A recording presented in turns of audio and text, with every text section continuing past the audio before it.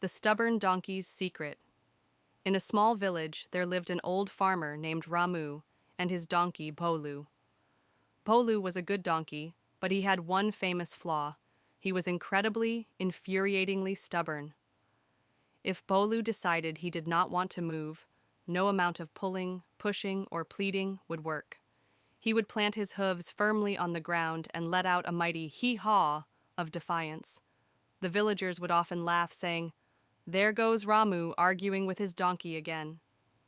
One afternoon, Ramu had to take a sack of salt to the market in the next town.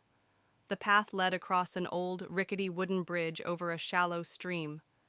As they stepped onto the bridge, Polu, as usual, stopped right in the middle. "Come on, Polu! Not now!" Ramu begged, tugging on the rope. But Polu refused to budge. He just twitched his ears and stared straight ahead. Frustrated, Ramu gave the rope one mighty pull. In doing so, he lost his balance and the sack of salt tipped off the donkey's back, falling into the stream below. By the time Ramu fished it out, most of the salt had dissolved in the water. Ramu was furious. "You foolish donkey! Look what you made me do," he scolded. But Polu just blinked lazily. The next week, Ramu loaded Polu up with a sack of soft, light cotton.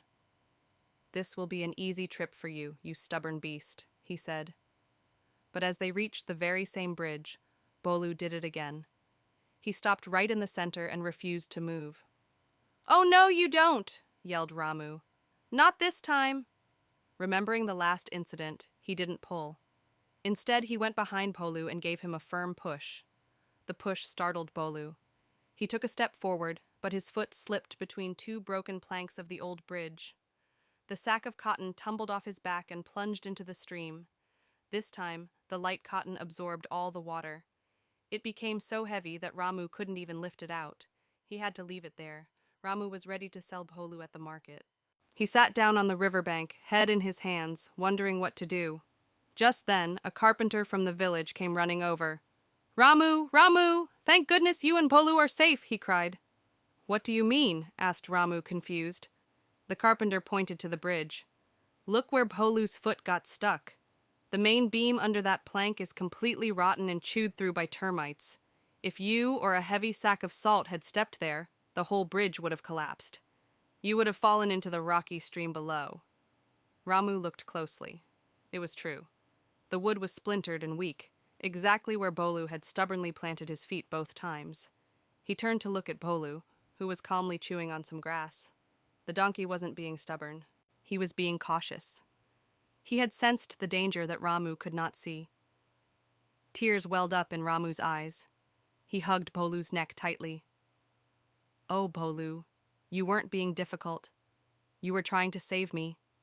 I called you foolish, but I was the fool." From that day on, Ramu never tugged on Bolu's rope again. He trusted his donkey's judgment. And the villagers no longer said, "There goes Ramu, arguing with his donkey." Instead, they said, "There goes Ramu and his wise old donkey who speaks without words." Moral of the story: what looks like stubbornness might be wisdom in disguise. True loyalty isn't always about obedience. Sometimes it's about protecting someone in the way you know how.